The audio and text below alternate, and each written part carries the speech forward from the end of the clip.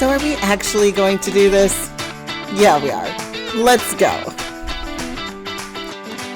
So I'm so excited for this episode and future episodes with the guest that I'm bringing on today, who is going to be a recurring voice for you. I really feel strongly she needs to be in your ears as well. She's been in my ears and a friend of mine for, I don't even know, I was trying to figure this out earlier, at least 4 years, if not longer. And now she's working with me in our program, and I can't wait for you to get to know her. This is Cait Blakley. Welcome to Actually the Podcast. Thank you so much, and thank you for having me, Lonnie. I'm thrilled to be here, and I'm thrilled for this podcast to have gotten out of your head and into everyone's ears because you're so brilliant. And listening to you is one of my favorite things to do. Just to let you guys know who I am the digital growth coach inside Lonnie's program, Empowered for More. And before that, I had a membership. I had a six-figure online business called Printables and More Club, which we call PayMac for short. And I ran that for actually 3 years. I ran that for 3 years before I decided it was time to move on. And I sold that business to another talented lady named Sherry Smotherman Short. If you guys are interested in selling printables, you should check that out. There's a whole lot of me in there. I am a mom of three kids. I homeschool them, and I'm just very freedom focused in my coaching and help. I love to help women build businesses that give them freedom to do what they want with their lives. So they're not always stuck to their computers and they can really make the impact they want to make on the world. I love it so much. You guys, Cait is a wealth of knowledge, and her energy is like, she's something that I want, she's a person I want to be around. Like, that's really when we met, we were in a coaching program together, and somehow, I don't know who reached out to who first, but one of us reached out and we're like, I feel like we need to be friends. And what I love about Cait is her determination that she's just gonna live a life that is free, and she refuses to compromise on being unaligned in her business and in anything that she does. And so she's constantly challenging herself to say, does this align with me? Do I want to show up this way? And is it doing what I want? And that's the same kind of voice that and passion that I have with myself or other entrepreneurs. And so when she's working with women in my program, I fully trust her to bring that same energy of like, you deserve the freedom. Let's figure out how to align it for you. And so I love the way she just approaches business and her brilliant mind. So can't wait for you guys to get to know her as well. And she really did like selling your business, like that's the game changer. Guys, I'm just saying that's like next level, boss babe level that you're like, you what? So yeah, we're gonna Yeah. have another conversation about that in the future for sure. Yeah. I kind of felt like I had arrived when I sold that business. Like, oh, wow, this is all really real. Like somebody took something I made up in my head and bought it. So, wow. Right? And not for chump chains. Not for chump change. No, ma'am. No. So we're gonna have a lot of fun conversations. So one of the things that she and I love to do is just really be real and honest. And I used to have my other podcast, my original podcast, and we're going to talk about why it's no longer in existence actually today. But we had a conversation on that podcast. It was the ugly truth about printables and digital products, and that was the top listened to episode on that podcast, is because we were just pulling back the curtain and saying like it's not what you think it is, and how do you actually make the money from it? Yeah. One thing I love about all the content you put out, Lonnie, in that episode and like specifically is there's so many podcasts and all these things that are like only made to lead you into a paid offer. And so they don't have a lot of like meat to them. But like every time I listen to you and every time we talk, I come away with like huge takeaways that I can make shifts with. And that episode, like I listen to it and I'm like, wow, we are so smart. That's a great episode.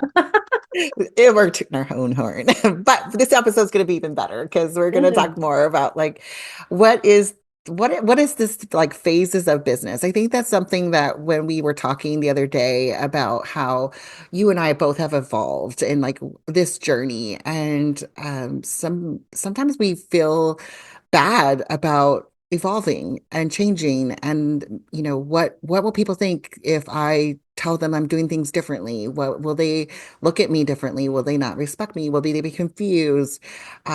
And how do we give ourselves permission to evolve in our business as we grow? That's really what came up and what's going to be this episode is all about is like what are the stages of businesses that you go through when you're evolving?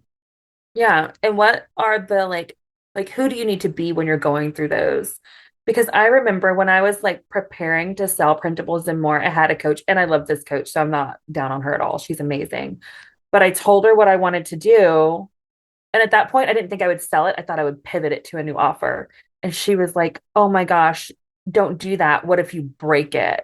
Like, what if, Mm, like, I had over 200 members. She's like, what if they just all quit? Like, what if you lose everything?" And that oh, was like a really unhelpful point of view for me at that point. Like, so one thing we're going to talk about in this episode is like, what do you need to be thinking? How do you need to be looking at things to get the most out of each stage of business? yes. And here's the crazy thing is like we've been in business for a long time. Like you had Printables and More, but before that you had an agency. And Hmm. like there's like multiple stages for like what both of us have gone through. We have like a lot in our backgrounds. And I'm definitely not where I started. When I was recording the introduction episode, I was like, oh my gosh, like I've been an entrepreneur for 15 years now, in the online space because I started in 2010. Like that's wild, but I am not doing the same business and I'm not the same person I was in 2010. Um, and so how how do you look back at that journey and see those stages and do you see them as a pattern as well? Oh, I absolutely see them as a pattern. And I see it reflected in the clients we work with in the program and clients I've worked with for forever. So some things are um like something we're dealing with now. Like the internet changes. Like how much has the internet changed since you started Oh blogging my 15 years gosh. ago? Oh, Yeah, that's a big change right there. yeah, absolutely. So some things are like outward changes that we don't like, we'll have to come up with new strategies for. But some things are patterns that we see over and over and over because they are just like how people are and how our brains are wired to work, put into the situation of growing an online business.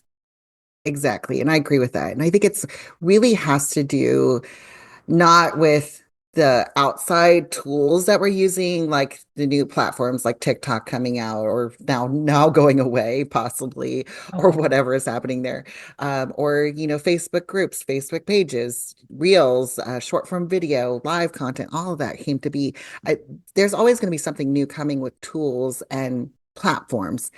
But what I think is the true thing that we need to pay attention to is our personal stages of growth that cause us to evolve. And it has a lot to do with belief and mindset. Would you agree? oh, absolutely. And it's funny because when you start out, you think you don't need any of that. You're like, I just need a strategy. I just need you to show me what you Yes. do and I'll do it. Yes, But as exactly. we evolve, we kind of come to recognize that the way we think about things affects the way we do things and really is everything. Yes, and I see it as cyclical within myself, within the clients that I've worked with, and it doesn't matter what the business is. So I think there's three stages. And so let's go through the first one. Can I do this is the first stage. The belief of like, is this possible that I can do what I've seen somebody else doing or this idea? It starts there. Yeah, and I think some of that is impacted by, and I don't know how you started. I think you started with the blog. I started an online business with MLMs because my friends came to me and they were like, "You can make money doing this." And it turned out like some people can. I could make a little money. I wasn't making these big like top earner money kind of things. And I think that impacts, like, I think a lot of people start there because people they trust tell them, "Hey, you can do this." They try it. It might not have worked out for them because it's like, it doesn't work out for everybody. It doesn't work out for the majority of people to do an MLM, right? That's how it works. So then they start to develop a belief like, oh, online business doesn't work. So that's like a whole thing to overcome if you started in an MLM, which I would say like maybe 50% of us have because it's an easy entry. It really is. It is. I did start with Pampered Chef. I did. I Yeah. sold Usborne books Oh, okay. I love and it. Plexus. Oh, so long ago. Mhm. And I agree with you that it just we see someone else doing something, we get a picture painted for us, and then we have to ask like, "Oh, is this possible for me?" And we start with very uncertainty because there's not like a guarantee for anything that you do. I wish there was, but there's really not. And anybody who is just selling you, says there's a guarantee, is selling you their program. So be aware. But I think we come into it and we just kind of doubt. We have this build, we need to stack some beliefs, some evidence. What can I do? What is possible for me? What do I have to do in order to do this? And so we're just kind of feeling things out. Maybe you've gone gung ho and it didn't work. And so you now have to overcome that first launch failure or whatever that might be. Did you experience some first launch failure? That's always a question I like to ask. Oh, did I experience first launch? Oh, you know what? I really, really did because before I even had my agency, I had a partnership with another woman and we had a course based on we used to do this thing where we were bloggers, but our blog wasn't popular. Like we didn't have any traffic. So we would create content for other bloggers and sell it to them. And that was really my first foray into like a successful online business. And I did it all. Like I taught Chinese children English online and I did the MLMs and I tried to blog. I was like, I am going to find a way to stay home with my kids and make this money. So I tried so many things.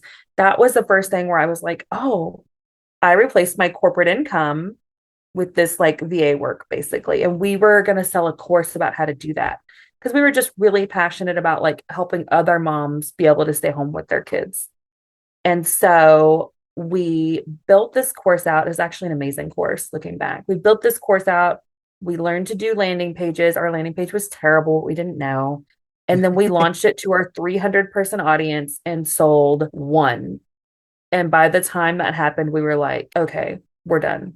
Like, they're This like, this was a sucks. failure, which is funny because if I was coaching that person now, I'd be like, you sold one. Look at you. Yeah, look at you. Oh man, my first group program that I launched, that was probably my biggest like defeating failure moment.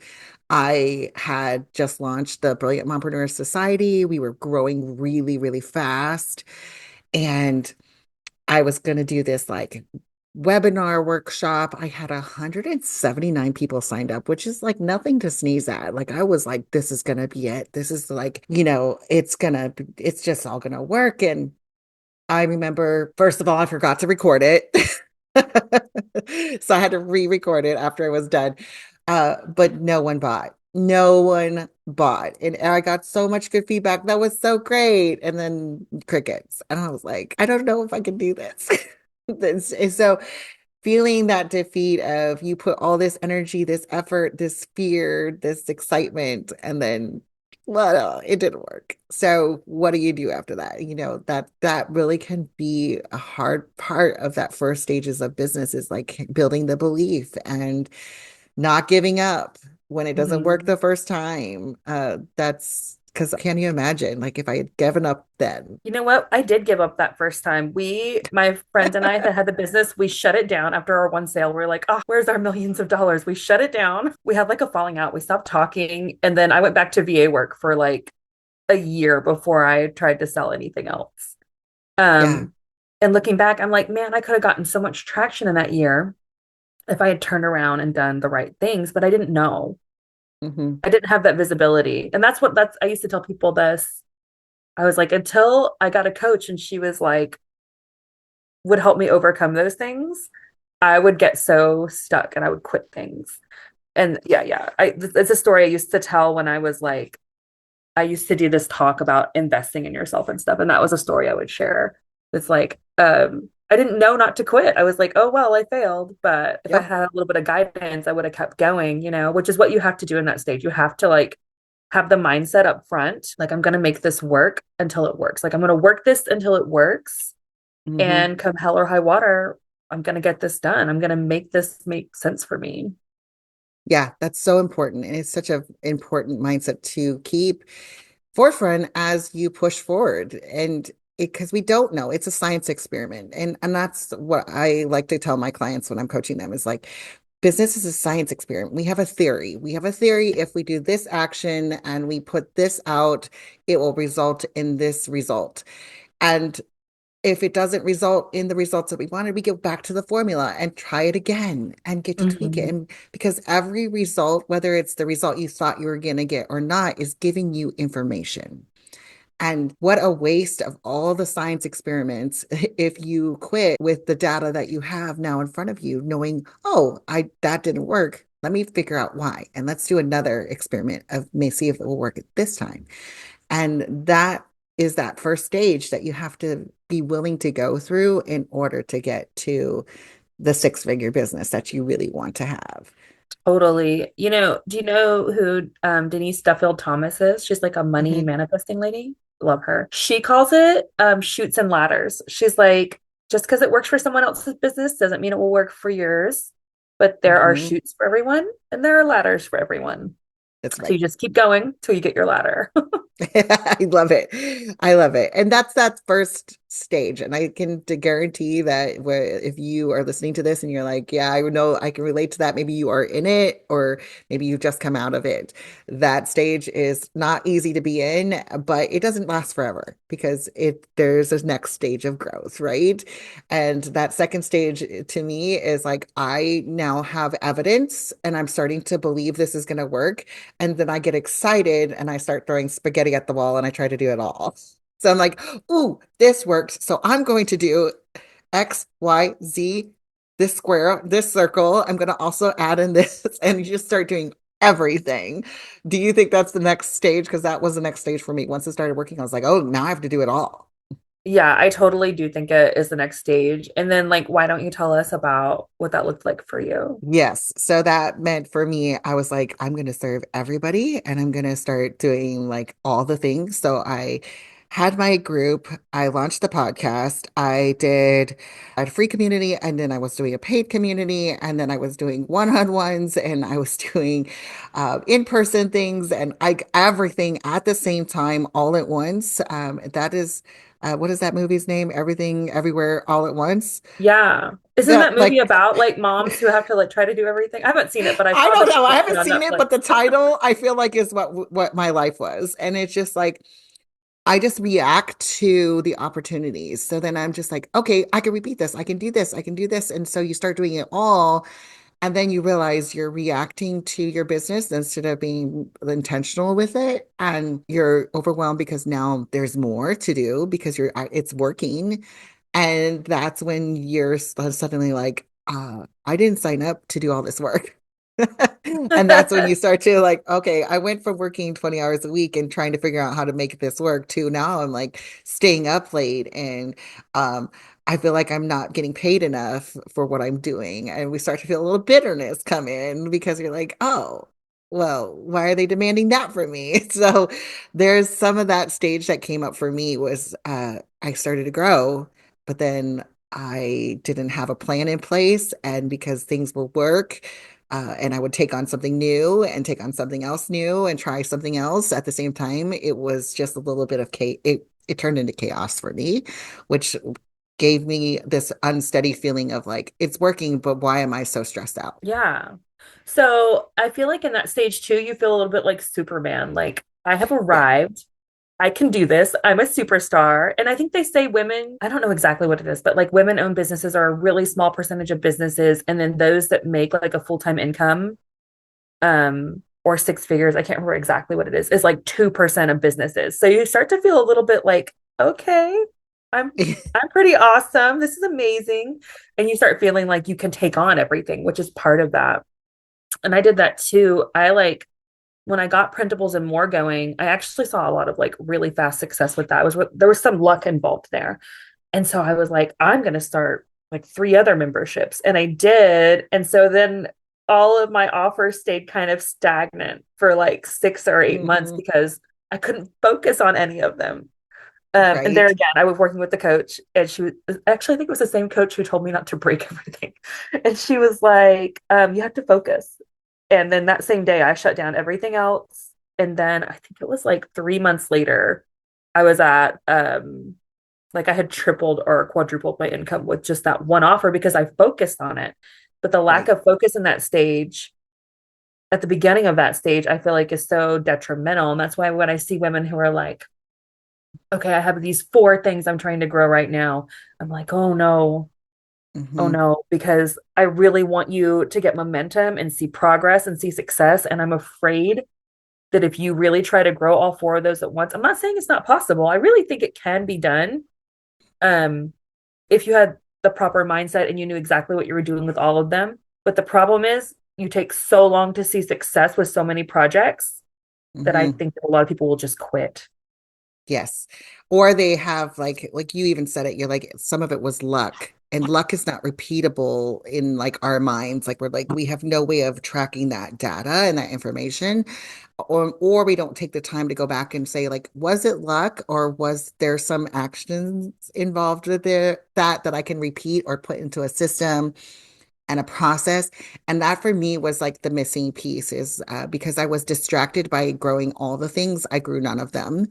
And also, I didn't really have any tools in place to help me to grow in skills so that, if I did suddenly have, nine people say yes to me at the same time, I would basically die for 2 weeks trying to onboard everybody because I didn't have a system in place. So I wanted, in theory, to have all these people coming into my world, but I wasn't prepared to even onboard them or to get them integrated into what I was offering. And so I literally subconsciously am putting up these blocks because I couldn't handle the influx. So you're like, I want it all. I know I could do it, but I don't have all the systems in place. I don't have things ready. I don't have clarity around what I'm going to be doing because I haven't fully fleshed it out yet. And that's like that middle stage of I know I can grow, but also I have to intentionally grow, not Yeah. just throw it all at once. Yeah. I think they call that the messy middle. Yep, that is definitely the stage yet you're in. It's like going from elementary to middle school. That transition with my kids is always like that first year of after they've been in elementary and like it's just been really simple and they've been like, oh, it's so easy and I've got this down because I'm the top of the game in elementary school. And then they go from being the big wig in elementary to being a sixth grader in middle school, and they have to go to different classes and different teachers, and they manage their own homework, and no one's following up with them like they were before with homework folders and behavior charts. That's a big transition, and that's the same way I feel like with business we can get into. Yeah, it is. And like, I feel like it's the same way where it's like they think they know this world and they step into this new school and it's like, oh, I don't know anything about this. Like, oh, I didn't know. And I think Yeah. my moment in business for me was I was almost at six figures and I was like feeling myself. I was like, because in my head, that was the only place to go. I'm going to hit $100,000 this year. And then I have won everything. That's it. And Mhm. then my friend asked me, she's like, oh, that's amazing. So then she said something like, and then you'll start working towards your seven figure, whatever. Or what will your seven figure business look like? And I was like, that's the first time someone had said the word seven figure business to me in a way that I heard. Like, probably I heard Tony Robbins say it, and I was like, that's not Sure. a real thing. But she was like, your seven figure business. And I was like, I almost hyperventilated. Like, I was like, oh my God, I have to do something after this. Like, how many zeros is that? Like, oh no, I don't know. Yes, and there's so much pressure, even like for six figures and like all of that, that doesn't just because you make six figures doesn't number one mean you're keeping all that cash. And number No. two, it doesn't mean you've arrived. And there's so many things. So that messy middle is just building the belief. And sometimes you're just changing things and you're reacting and figuring out what you want to do with your life. And that's okay. It's okay if you're in that stage. If you're like, is this what I want to do? Do I want to make my offers this way? And that really was the messy middle for me is that group that I started. I launched it again. I launched it actually three different times in different versions. And each time I was just like, I know I should be doing some sort of program like this, but it doesn't feel quite right. And so it's okay to test things and see like what is it that's not working for me? What is working for me? Because that's going to be that third stage when you start to ask yourself those really powerful questions That's when you level up and narrow in. Yeah. And I remember that. I remember you going through those iterations of programs and just being like, it feels sticky, it feels misaligned. I don't love it. And like I would, because my offers were just scalable. And so I would tell you like, you should do this, you should do that. And you would try it and you would just be like, I remember you saying, this is just not the impact. Like, I just have to, like, they're not getting enough customization. They're not getting enough personalization when I do it like this. Because, I ran memberships. So I was like, the information is very generic and lower ticket than what you were doing. And you were like, no, this is not what I'm called to. Like, I'm called to make a more specific impact. One thing I've been really impressed with by you is that, like, you didn't just settle into this framework that people said you had to do. You're like, no, I know I can do this. I know I can create something special and something new. I just have to like step outside the box and like, how can I make sure I have a totally scalable program and every single person in that program feels like they're getting one-on-one coaching and getting the results of what feels like one-on-one coaching. And I really think that's what you've created and empowered for more. And before you did it, I really didn't think it was possible. Yeah, I didn't know how to do it either because that's the hard part. Up until that point, everybody was telling me this is the format, plug and play this to scale as a coach. And I was just like, but it feels like really not good. And it feels like Yeah. I didn't feel right. I personally felt wrong taking people's money and then serving the way that everybody told me that this is how you do this. And you're right, because I tried so many times. It's like, what is wrong? Why am I not liking this? What is wrong with me? Maybe I'm just a one-on-one person, that kept saying that to myself. I just do really well with one-on-ones. But the cool thing that is like somebody said to me this phrase, and she's like, why don't you just say, wouldn't it be fun if, and then fill in the blank? And that's the question we got to start with this level up. And it's like, before Empowered for More came to life, I was like, wouldn't it be fun if I had a program that looked like this and felt like this and experience people could come in and experience this. And now that it's coming to life, it's just like this opportunity to morph it and say, what I started with wasn't bad. It's not wrong, but it can grow and level up and narrow in to be aligned and to be like my favorite thing in the world. Yeah. Like, wouldn't it be fun if we had a program with hundreds of women in it that were like all best friends and they were still getting the same results your clients are getting now? Yeah. Like, wouldn't that be fun? Yes, wouldn't it be fun? And wouldn't it be fun if we had a community where no matter what stage of business growth you were at, whether you're making your first $500 or scaling to $500,000 or five-figure month, I don't know, anything. So wouldn't it be fun if we created a place where everyone could feel welcome and challenged and have the tools to scale at whatever level they were at, and didn't feel like they didn't get access to the information that feels like it's getting gatekeeped everywhere else, right? So that's part of this like really cool stage of where you get to look at what you've already worked on, the beliefs that you built, and get to say, now, wouldn't it be fun if we took it in this new way? Wouldn't it be fun if we narrowed in? Wouldn't it be fun if we took it to this next level? And that to me is like just this is where you get to just go crazy. Yeah, that's the magic. Well, and can I Mhm. also say, like, playing Wouldn't It Be Fun is good, but like, I think you can also play, like, what serves me most in this stage of my life. Yes.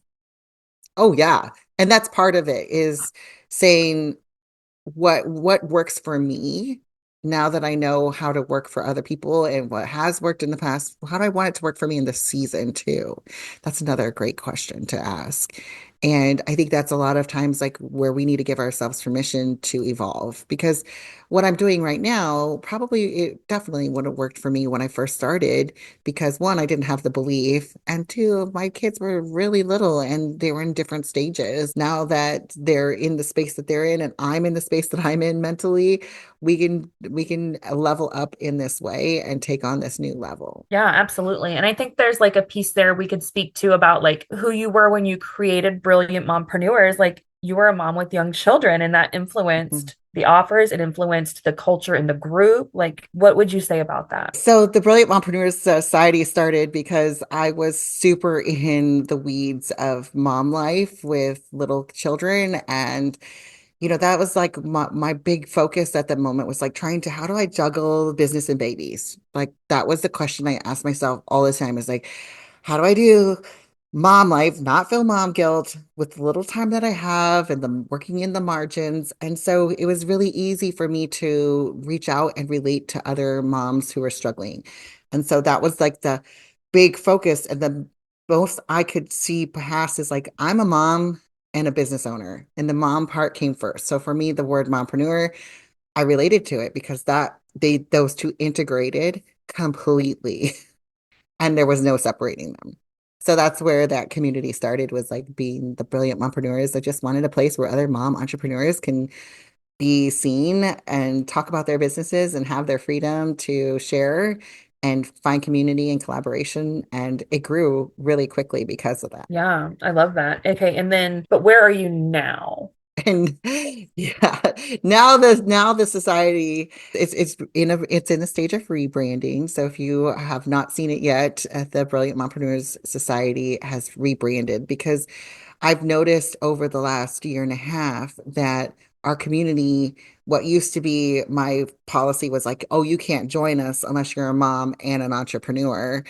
But then I would get the questions like, well, my kids are grown, so can I still join? Or I am a stepmom, can I still join? Or I'm newly married and we want to have babies someday, can I join?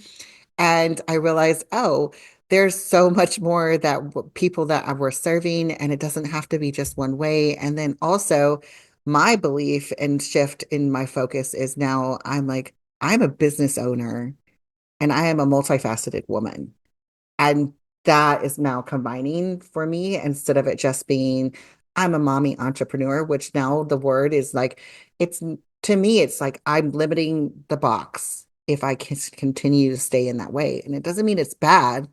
That word is still a great, like, I still relate to it. But to me, only using that is attaching a limit where I want the society and this new rebrand and the new way I'm bringing it is to say, like, how can we all together grow and expand and impact and lift each other up and go beyond even just the mom and the entrepreneurial world and say, like, there's more and we're going to create more community and more connection than ever before. Yeah, kind of how I think of it is like sometimes we have offers or we have like your community or whatever it is, even maybe a branding. Hmm. And it's like when you were a kid in school, like you had your favorite sweater and you were like loved it and it fit perfect and like you wore it everywhere and it made you feel just like that girl. And then you put it away for the summer and you come back the next year and you put it on and it's too tight and it itches and you're like, "Ah, I have to get out of this right now." Like Yeah, it's time you for just something kind of grow out bigger. of it. Yeah, you grow out of it. You go into like you're I'm ready for a bigger, something more professional, more bold, more like what is it reflecting from you at the time? Even my old logos, I still love them. They're I still beautiful. love the old branding, but the new branding makes me feel powerful and it feels like it's reflecting this emboldenment that I have. I jokingly like to say like I feel like this is my Maven era, where I'm just like feeling I'm no longer just a new mommy trying to figure it out or a new business owner trying to figure it out. I'm feeling confident and I want the reflection of what I do and how I'm inviting people in to be experiencing that new level of belief and confidence and pulling people into this new stage with me. And it's exciting to be able to do that and empowering. I love it. I love it. Okay, so we talked about the beginning stage of business where you're like, I don't know. I don't know if this is going to work. And then you move into the middle stage where you know it's going to work now and you're trying everything. It's messy. It's messy, the messy middle. And then, so what's next? What's next for most people that you see, like your clients or people in business? Yeah, that level up and narrow in is that last stage, is where you're saying, okay, this is now going to I'm bringing in the clarity and the action and mixing them together. So if you are done with the messy, you're like, all right, I'm going to get clear and I'm going to be intentional. And that's what changes everything in that next stage. And you might repeat some of these other stages because we're always learning and growing and we don't want to be.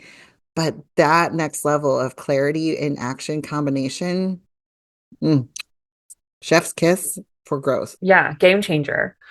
What are the keys in that stage? Because we really talked a lot about the other stages, and I think a lot of our listeners are in the other stages.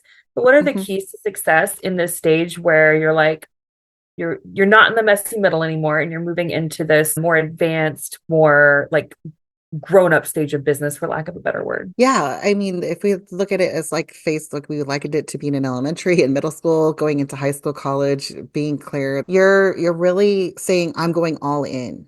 I'm going all in on the belief. I'm putting my money where my mouth is. I'm investing in myself.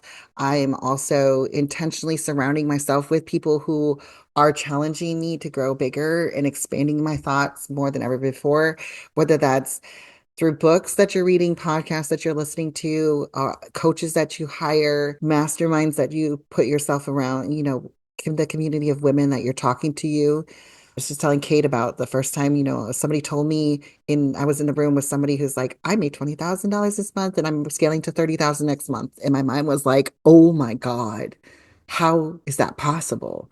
And she said But it so casually, at my first job where I had a salary, 30,000 was what I made that year. And of course that's been 20 years, but I'm like, whoa. right? Right? Right? Exactly. So like well, you could make in a month what I used to make in a year. What? What is this life? And so I needed to be in that room in that space where that was being talked about in a way that was like, so yes, you can do it too. And it was not scary. And so like that level up includes going to the next stage, saying, I'm going to go put myself in this room. I'm going to go be intentional with my action. I'm going to tell people with boldness what I'm doing. I'm going to show up and show up and show up with action instead of trying something new and disappearing. It's going to be, I'm going all in and I'm taking the action with clarity. And can I also say like how incredible it is to be in a space with women who have the drive to do really impactful things in the world and then are Mhm. making that kind of income so they can really put something behind it. Because volunteering is great. And I'm definitely not like we volunteer a lot. Like my family does a lot of volunteering, but like being able to put a substantial amount of cash behind something you really, really care about, I think is like something that's really special and something that like we need more women doing in the world. You know what I mean? Yes, we do. And the more you put money in the hands of women, in my opinion, the more it gets put back into this community, into the world, because we are not hoarders. We love giving to our kids, to our community, and that's what it's all about. And I think that's the driving passion behind I don't think it, I know that is the driving passion behind our free community, the society, which if you're not a part of it yet, please come join us there where we are taking a community that was built off of like, hey, we're just moms trying to figure it out to now we're women building bigger businesses and we're building it together and we're lifting each other up. And then also, our community empowered for more, our program where we're saying like, I want more and I need people behind me, empowering me and encouraging me and supporting me every step of the way. That is the reflection of the mission behind both of these programs is that we want the women to have the impact. Yes, amazing. So whatever stage you are at listening to this podcast right now, I would love to know like where do you see yourself? Are you in which stage? You in can I do this? The doubtful, I'm not sure, building the belief, or are you in the messy middle? Or are you in that next level of action and clarity and scaling? We would love to know. Take a screenshot of this episode, share it on Instagram, tell us what stage you're at. DM myself or Cait. You can find both of us in the society. We want to talk to you. We love hearing from you about where you're at, what you're wanting, what are you growing to, what are you building next in your business? Because that is going to be game changer when you start talking about it. When you start getting those people in your corner supporting you, you're going to be empowered to do the next thing in your business too. Thank you so much for joining me today, Cait, and for having this conversation. I always love talking to you. We could go on for hours, but we're going to try to keep it somewhat short. And we'll be back again for another episode. Don't forget to hit subscribe, leave us a review, and share the podcast with your friends. And we'll see you in the society. Thanks for actually joining us today. I hope it inspired you to actually take the action to step into the empowered CEO that you are and getting more of the results that you want. Before you go, I have a quick favor. Leave us a review and take a screenshot of this episode and share it with your friends and on your favorite social media channels. Don't forget to tag us, actually.the podcast and Lonnie J. Jackson. And we'll see you next week on another episode.